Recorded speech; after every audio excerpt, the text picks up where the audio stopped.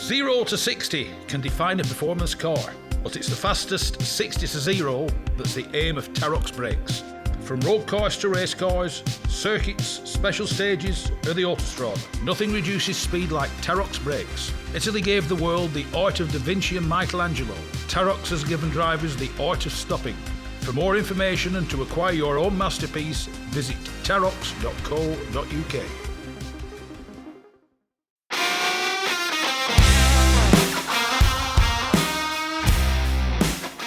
Yes, it's me, Mike Stone, and this is the Backseat Driver Podcast.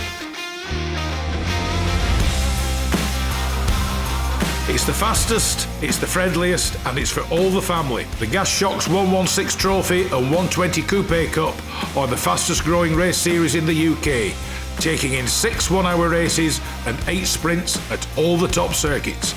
Visit 116trophy.com to find out more and get yourself behind the wheel.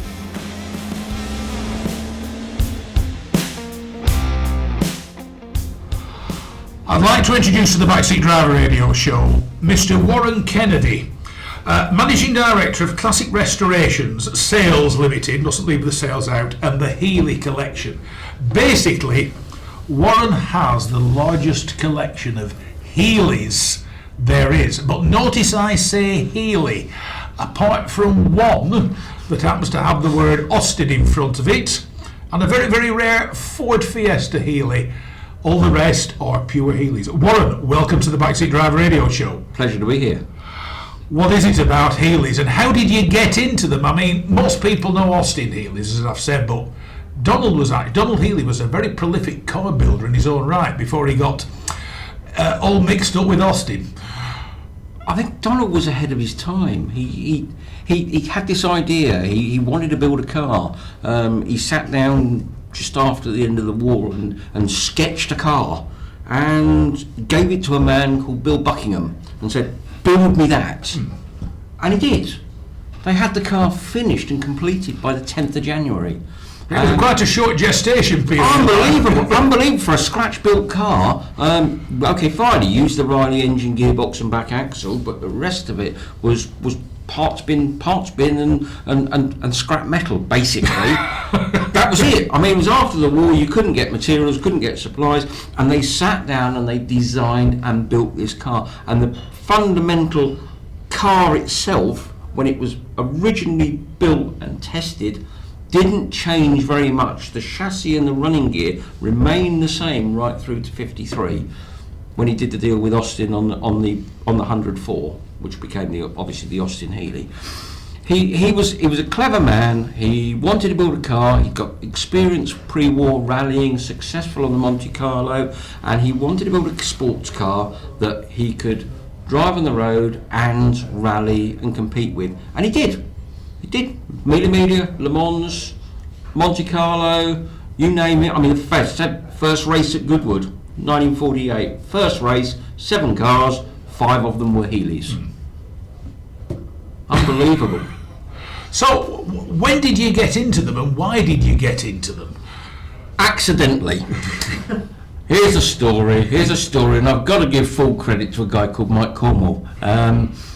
We used to meet at my workshop on a Saturday morning for a coffee and a bacon roll or a pasty or whatever anyone had brought along, and one Saturday morning there was an auction on at Shuttleworth. So I decided I was going to the auction and not going to the workshop. I'm at the auction, walking round. Mike rings me, says, Warren, where are you? I'm over at Shuttleworth, there's an auction on. Oh, is there? I said, yeah, come over, there's an early 911 in here that you'd be interested in, because he rallied a 356 Porsche. So he comes over, meet him, comes in, walking round. As we're walking round, there's this green thing there. And he says to me, wow, look, a Healey Western. I said, a what? I said, I knew what a Healey Silverstone was, and I knew what Austin Healey was, but a Healey Western, what on earth is that? So we went to look at it, and it was in this auction. Old boy owned it. I was just putting in, the Healeys are unusual looking cars, aren't they? Oh, yeah. They stand out at times for what you might call the wrong reasons. Well, it's Marmite. There you go. Mike sums it up, okay. So anyway, we're looking at this thing and walking round it, and it's gone through the auction and it hadn't sold, and so we go back and have another look at it, and I'm opening the door and this grumpy old man comes over. What are you doing? That's my car. Anyway, cut a long story short, Mike decides to buy the car. He buys the car. The man that owns it drives it back to my workshop, gives me the keys and says, will you look after it until Mike's check's cleared? Yeah, okay, fine, I'll do that. Never met him before in my life. He trusted me with his car, locked in my workshop, and I'm friends with Mike, who's just given him a check that could have, anything could have happened. Anyway, we then decided Mike was going to use it on the very first Rally of the Tests reenactment. Okay, which, for those listening who aren't sure, the Rally of the Tests turned into the RAC Rally. Yes. But Rally of the Tests were when it were a proper do. Oh, yeah, now, yeah. So I was charged with restoring this car and getting it ready for this Rally of the Tests. Yeah, great. So that's what we did. Sat down, started doing it, got to then hear about the Association of Healey Owners, which is a club specifically for the early Warwick-built cars. So we rebuilt this car. 4 days before the event, Mike rings me and says, Warren, quick problem, got to go to Switzerland on business, will you drive the car for me? I've never done a rally in my life. He said, don't worry, experienced navigator, he'll talk you through it. Okay. Introduces me to this rally driver, none other than Willie Cave. So a legendary co-driver. So you had a lot to live up to, as did the car. What a man! I'll tell you what, that guy taught me so much in those 3 days. I mean, we took this car, I thoroughly enjoyed it, and then got bit by the bug. Healeys couldn't believe the cars could do what they could do for a car that was designed in 1945, exceed 100 mile an hour, handled incredibly well. In fact, at one point we broke the rear panhard rod on it, and I did 300 miles of the event with a broken panhard rod. Yeah. Still kept the car straight, but then Count Jolly Rani did the same thing on the Mila Mila in 1948, yeah. And he did 600 miles on the Mila Mila with a broken panhard rod and finished 13th overall. Incredible cars. So that was my first experience driving a Healey in anger, and then I just got bit by it. Got involved with the club, got asked by the club to join the committee, fought them off for about 4 years until I succumbed to them and joined the committee and joined the club, and then started looking into Donald Healey and his cars. And I can't believe how these hidden gems have been hidden away for so many years. A lot of cars put away. I found no end of cars that have been off the road since the early 60s. And that's been the main problem, the lack of parts availability for them, because Donald, although he used the Riley engine gearbox back axle, the front suspension was his own design set up. It was parts out the aircraft bin. It was trailing arms off aircraft, redesigned and used as a trailing arm front suspension. 1945, coil springs all round. He tried desperately to get the car total weight under a tonne, and he just failed that. But he took the cars to the Mille Miglia, to Le Mans, as I say, the first race at Goodwood, 5 Healeys. Before the Jaguar 6-cylinder engine came out, they were very, very competitive. Everyone's heard of the Healey Silverstone, but very few people know the Westland, the Elliott, the Abbott, the Tickford, the Sportsmobile, the Duncans, the Drones, etc. There's a wide selection, and Donald sold a lot of chassis only, and people built special bodies. Yeah. And a lot of these cars, I mean, they were more expensive than an Aston Martin at the time. Yeah. So very few of these cars got thrown away. They got locked in garages and put away. It's like having a Rolls Royce. You don't scrap it, you put it away because it has a value. You hope one day to be able to afford to restore it. Well, one day you find the parts to restore it. So we basically, over the years, I've sat down and remanufactured a lot of the parts, and I can successfully say put a lot of these cars back on the road. One person that I've interviewed, actually Angela Hook at the Bugatti Trust, Ettore Bugatti's designs were unique to a degree. Somebody, a skilled engineer, a mechanical engineer, can spot a Bugatti design. Can you spot a Donald Healey design? Do you look at these cars and think that's Healey? That could only be Healey. Yeah, most definitely. He got he designed this kite-shaped grille, and one of the golden rules he had when he sold a chassis in chassis form is the grille went with it. Yeah. And you had to use the grille on the car. So you look at the very early home-built cars. You've got a car that's got this kite-shaped front grille, and nothing blends into it. No, is there any reason for the kite-shaped grille? Was it just distinct and people would look at it and say, oh, it's a Healey? On Donald's first the first prototype car that he built, the side lights were the same shape. He was continuing this shape along, and basically the 104 grille was a stretched out version of his original kite-shaped grille. Yeah. And I don't know, it was pretty much like Healey Ice Blue on 104s. It became a signature. Yeah. I mean, as regards the design, what is it that sets Donald's designs apart? We've just got to go back to what was available and what was about pre-war. Everything was running on running boards, sweeping wings or cycle wings, and all of a sudden you'd got this car with an all aluminium body on an ash frame that was I should imagine the day when first seen you're thinking, mind, this is spaceship design. Yeah. This is I mean the Elliott saloon was actually designed with the aid of a wind tunnel. Oh, right. Yeah, and the model, the original model, scale model they used in the wind tunnel, is still in the display cabinets at Gaydon. Right. And that was designed by Bowden. Yeah. At Leamington Spa.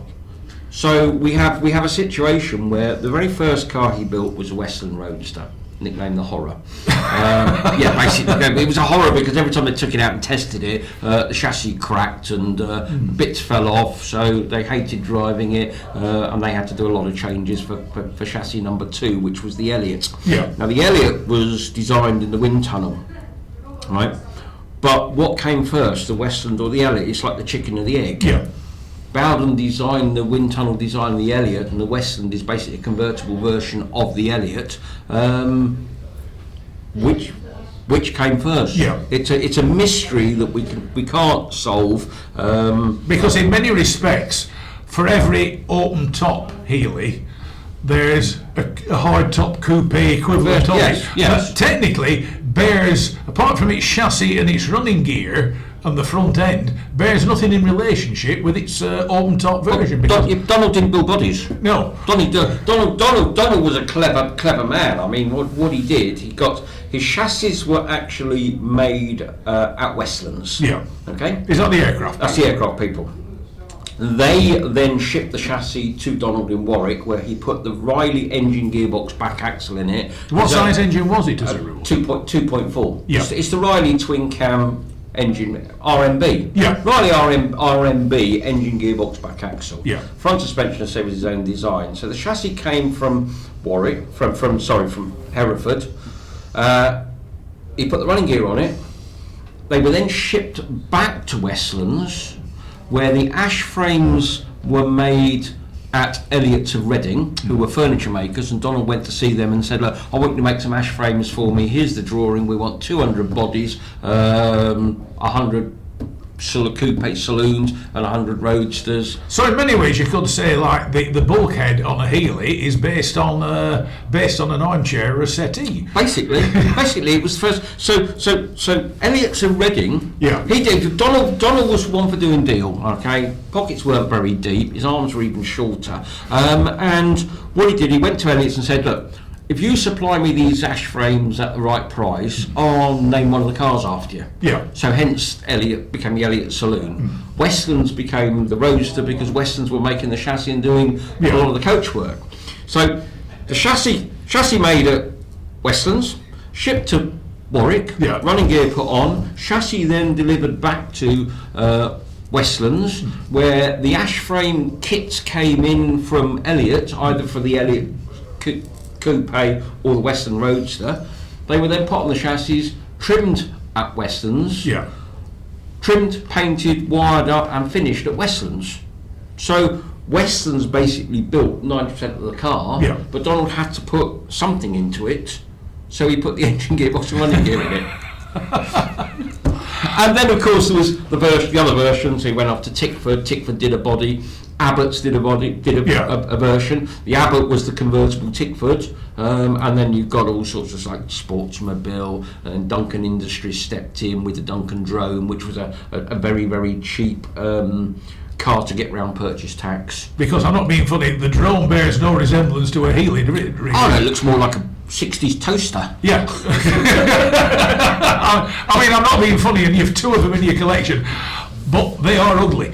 They are. Oh, there's only 3 left in the world. I had all 3 until a man in Belgium wanted one of them desperately. But he had that, and it was an ex-Mille car, so it got some credibility to it. And that car does the Mille every year. Yeah. The 2 I've got have both done the Mille in recent years.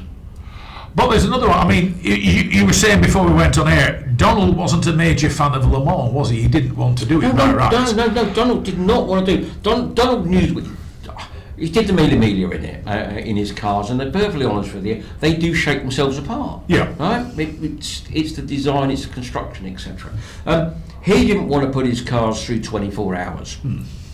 Jack Bartlett wanted him to do, was pushing him hard to do Le Mans. Okay, and just picture the 2 of them sat in a gentleman's club somewhere, because that was done, probably the RAC club. Well, folk did that back then, didn't they? Yeah. RAC club, sat there, a few bottles of wine, onto the brandies, onto the ports, and I could just see Donald losing it at the end and saying, "Look, you want to do Le Mans? Go do Le Mans. Take my car. I don't want anything to do with it. Don't do private entry. You go and do it. I'll give you the car. That's it." That's what happened. That's exactly what happened. Jack Bartlett took the car that Donald had driven on the Mille that year, and he took it down to Le Mans, and he was successful with it. The car finished, I think in 49, finished 17th overall. Yeah. So from 1950 onwards, every car that Donald did the Mille in, then went back to the works, was prepped, and went to Le Mans. Yeah. And in 1950, he took the Elliott back that Jack Bartlett drove, and he took his own car, which was a prototype Nash Healey, with Duncan Hamilton and Tony Rolt driving it. The Nash Healey finished 4th overall, losing the podium position on the last lap. Yeah. And from that year on, as I say, every car he took to the Mille or went on to do Le Mans. And the success he had at Le Mans was unbelievable for a small, tiny little... Well, I'm not being funny, it was a bit like what you might call Ken Tyrrell of his day, because Ken Tyrrell built F1 cars in a little lockup. Yeah. And he took on Ferrari and beat them. Yeah. That's basically what Donald Healey did. Yeah. And he then went on... We'd be taking on Ferrari, he'd be taking on the big Italian boys. And he was beating them. Yeah. I mean, he took cars when Donald... in 1948, when Donald took a team of cars to the Mille, he won his class, came 9th overall. Yeah. I'm an Englishman in Italy. They haven't liked us since. Well, I mean, it took Sterling Moss to show him how to do it driving a German car with Dennis Jenks. Yeah. Unbelievable. I mean, okay. Italians are having a rethink, as to what went wrong. Well, yeah, MG tried it. When MG did the ultimate trick, they painted their cars red. Yeah. Yeah. So that the crowds thinking it was an Italian car coming over the hill. Yeah. I mean, did this success have an effect on Healey's sales? Because I mean, if Donald only made small numbers of these cars, I mean, it's one of those things. Great, I've an order book for 20 cars. I can only produce 3. I think Donald could spend money quicker than he could earn it. All right. I mean, when he went, I know the feeling. Yeah, he was off doing these events. Okay, in 1950, when he did the deal with Nash. Yeah. To get the Nash engine, because he couldn't get the Cadillac engine. Okay, he got the Nash engine. He was seriously in debt. Nash paid off his overdraft, which at the time was about £50,000. Yeah. And in 1950, Would have been a lump. that would have been equivalent to a couple of £1 million, I would have thought today. They paid his overdraft off on the deal that he paid them back in cars. Yeah. So he built the first 100 Nash Healeys were built by Donald, and the bodies were done by Panelcraft, and they were more expensive than a Cadillac when they arrived in the States. But Nash needed something to put them into the European market and be noticed. Well, the one thing, I mean, you have one of these in your collection, it's a stunning car. It's, when you look at it, it's a beautiful two-door open top tourer that it's obvious that it was designed for the American market, but the one thing that body style has, it has the flair of a lot of French designed cars of its era. So it's this strange combination. It's a British car powered by an American engine, designed for the Americans, but with the simplistic elegance of a French car. I say beautiful. There aren't many out there. I mean, I think out of 100 built, there are probably 23 in existence worldwide. There's one or two occasionally come to life. It took me 4 years to find one.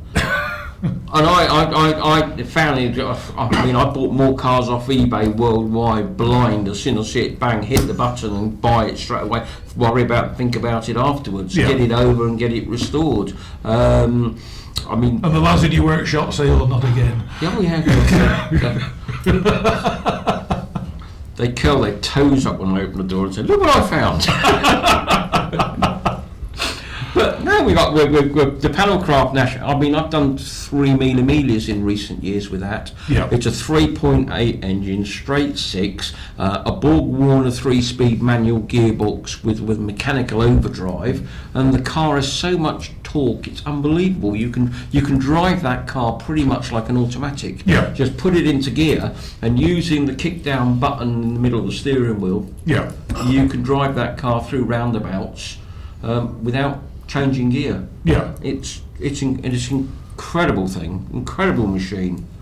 Now, besides the Riley engines, the Nash engines, what other engines did Healey start to use? The Riley engine was the majority of the engine in the early cars. That ran through from 1945 right through to 53. He stuck his toe in the water and tried to put the new Cadillac overhead valve engine in 48. In fact, he was sent, or 2 engines were supplied by General Motors. One a well-known Mr. Allard rather got in on that tack, didn't he? Allard was the car that took him at Le Mans in 1950. But that was because he'd lost the Cadillac deal. He was on his way over to America to do the deal with General Motors and get the Cadillac engine. He built a prototype which was basically a Healey Silverstone in the UK. Put a Cadillac V8 in it, and Briggs Cunningham had done the same thing in America to test one in America and one in the UK. And he was on his way over to General Motors to try and do a deal, and he met George Mason, the CEO of Nash, on the Queen Mary on his way over, and they got in conversation and realised they were both, and Mason said to him, "Look, you're not going to do the deal with General Motors because they can't supply enough engines for their own use, let alone sell you any, so when you don't do the deal, let me know, and I've got a good 6-cylinder engine that will do your job." Cut a long story short, by the time Donald got back, the 6-cylinder engine and box was in his workshop. They took the engine out of the X4, which was the Cadillac engine experimental car, dropped the Nash engine in it, renumbered it X5, and Donald took it off and did the Mille Miglia with it. And then at the end of the Mille Miglia, biggest flaw he had was he didn't have a big enough fuel tank for a 3.8 engine that drinks fuel. Very thirsty. Economy wasn't that paramount. They didn't worry about it. But that was in those days. Mille Miglia was a flat-out race. So the longer you spent looking for petrol, the slower you were. And when you got a guy that finished sort of 9th, 10th overall, and all of a sudden he's down in 225th place. He's a little bit embarrassed. So back to the works with it. redesign the fuel tank, put some side pods on it, get it down to Le Mans. Yeah. Duncan Hamilton and Tony Rolt taking control of it and finished 4th overall. Yeah. As I say, lost the 3rd place to the Allard with the Cadillac engine on the last lap. And as I say, they then went on to build over 500 Nash Healeys for American market. But the one thing when you look at what you would call the more modern Healeys, and we've already said the whole bodywork, and the air tunnel and the wind tunnels, the styling of them was really in advance of anybody else. I mean, until Jaguar got an idea, okay, the 120s and the 140s to a degree, but mainly the XK 120, and then the C types and the D types. I mean, Donald Healey got into that act well in advance of Jaguar, didn't he? Donald, if you look at you need to look and study the early Healeys, or look at the body designs on the numerous models. Because the other thing is, it was all lightweight aluminium, beaten into shape. Yeah. But when you look closely, but you need to dig into the archives to find the one-off cars they built that they took to, like X4 was basically a Healey Silverstone with a Cadillac engine in it. X5 was the Silverstone engine with a Nash engine dropped in it, and then it was body was modified for the closed wheel rule that came in at Le Mans, and a headrest was put on it for the Le Mans straight. Then X6 was originally a coupe that then had a big accident on the Mille Miglia, was then very quickly, within 5 weeks, rebuilt as a roadster, as a open sports race, pure race car. That went down to Le Mans, got a podium finish. Yeah. So the success rate on the early cars was unbelievable. And then the amalgamation from that X8, when you study X8, which was a one-off, the back end of it is basically the 104. Yeah. When you look at the front of 104 and you look at the Nash Healeys at the time, X6, X8, you can see the 104 coming out of it. Yeah. And Jerry Coker joined Donald. Jerry Coker designed the 104 when Bill Buckingham was building X8. Yeah. So it was the first job he did was with Bill Buckingham building X8, this race car, and you can see where the ideas came from for the 104. Yeah. And the 104, well, that's the only Healey one that's got the Austin name on it, isn't it? yeah, it's. I still believe it's a true Healey. Yeah. It's a true Healey. It had a Healey badge on it. The 2 prototypes were Healeys. They were badged as Healeys. They were codenamed the J chassis. Yeah. So they were the J chassis, and it was press day at the motor show. They were launched, had the Healey badge on them. Lord Lenham came round to see what engine his B90 engine was in, looked at it, loved it. Again, they sat down over dinner that night. Again, must have been the RAC club, sat there, a few bottles of wine, scratching out, drawing up a contract. Somebody went back to the works and the Austin Healey badge was made that night, brought down and put on the car for the first day opening of the motor show. So it went to Earl's Court as a Healey and left Earl's Court as Austin Healey. Yeah. And I can just imagine it. Donald sat there with Lord Lenham in the RAC club, contracts drawn up, about to sign it, and Donald saying to Lord Lenham, "Okay, fine. One final thing before I sign this, I'm taking over your competition department." Lord Lenham looked at him and said, "We haven't got a competition department." Yeah. Donald signed it and said, "You have now." I mean, you can't talk about Austin Healeys or Healeys without discussing what's always referred to as the big bagger Healeys, which are the Austin Healey 3000s, which were, until slightly more nimble machinery came along. I mean, they were, though you're not a major fan of them, they were serious rally beaters. They were beasts. Yeah. They were beasts. I drove one to France once, and it reminded me of my days when I was about 18, driving a Bedford TK around Luton and Milton Keynes, delivering Corona pop bottles. Oh yeah. Yeah. I always refer. Chocolate pop bottles didn't rattle quite as much. Well, yeah, but it just reminds me. I mean, Somebody said to me one day, describe a Healey 3000. And I said, it's a Bedford TK with your backside slap between the chassis. Yeah. With no ventilation. No. I'll tell you what. You take. A lot of people love them. There is something about them when you see one, even today on classic They rallies. are unbelievable car. But what I don't think, you take the 104 is the ultimate design of a British sports car. The 6-cylinder engine was the right engine to put into it, but I personally don't think Austin threw enough money into them to develop them. They put more luxuries in, wood trim, wind-up windows. They didn't progress the design and the development. Donald did wonders, and the competition department did absolutely wonders with the cars that they took out and they competed with. Can't knock that at all. The success rate of those was unbelievable. But if Austin's had thrown some more money at the projects instead of letting it phase out and fizzle out, then I'm sure the Austin Healey name would have lasted an awful lot longer. Now there's another car in your collection that really is a one-off. They only ever made one. It was the last car that Donald Healey was involved with, and it's the least likely vehicle anybody would associate it with.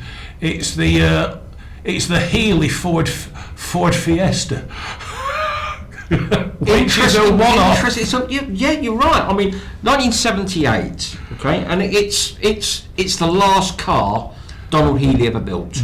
He was approached by Fords to redesign the Ford Fiesta for the American market. They wanted to launch the Fiesta into the American market. So they gave him a German-built Ford Fiesta. Which technically would have been XR or gear quality. It would have been an ordinary standard 1.1. Right, because the German-built ones tended to be the better ones. Yeah, so it was a white car, I can tell you that, because I've stripped this and painted it, and the white paint's still underneath. I mean...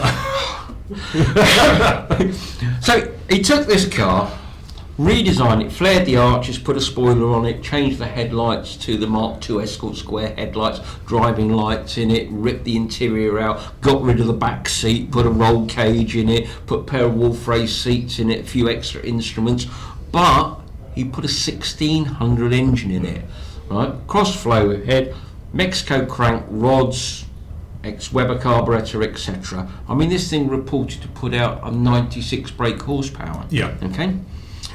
It was the first ever Ford hot hatch. Yeah. The XR2 and the Super Sport weren't released until 1980. This was 1978, and the XR2, first XR2 and Super Sports were 1.3s. Yeah. So this thing went off to America, did a dealer tour.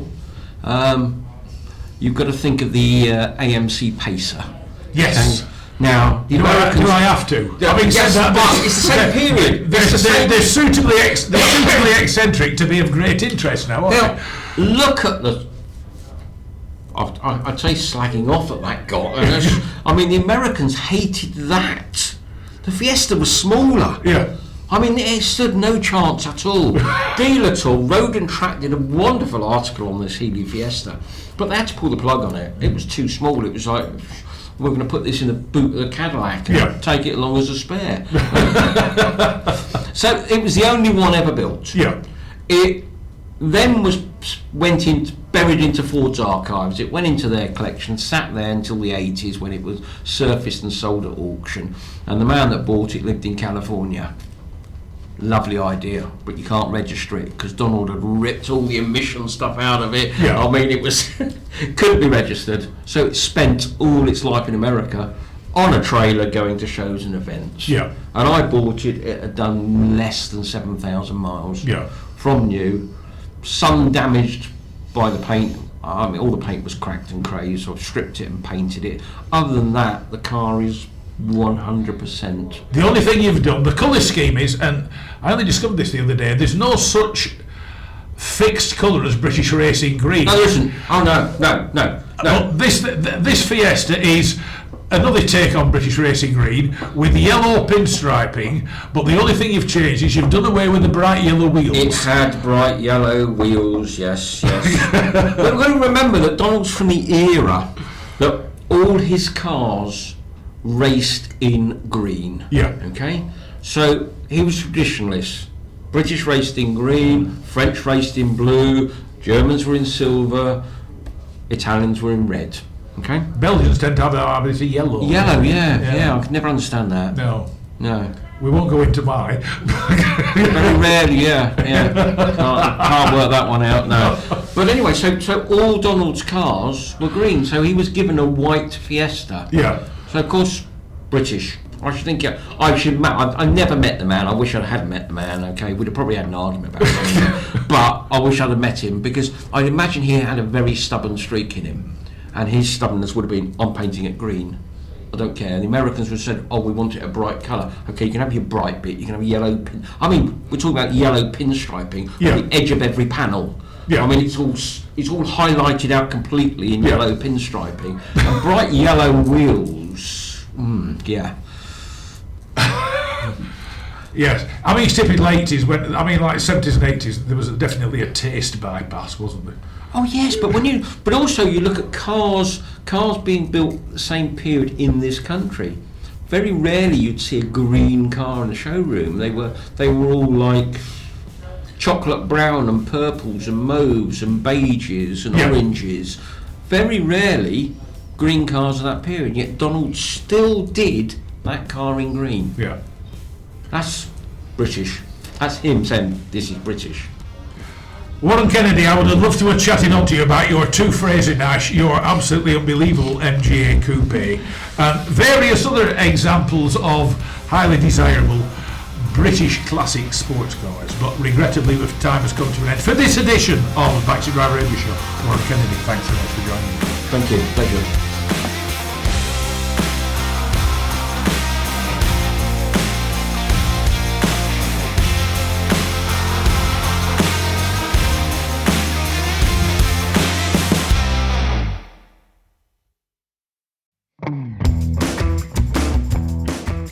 Rarely beaten on price, never beaten on service. Whether it's cars, bikes or commercials, Hoddy Tyres are the best in the business. And when it comes to tyre expertise and advice to supplying the correct tyres for your vehicle's specific requirements, nobody comes close to David Lakin and the Hoddy Tyres team.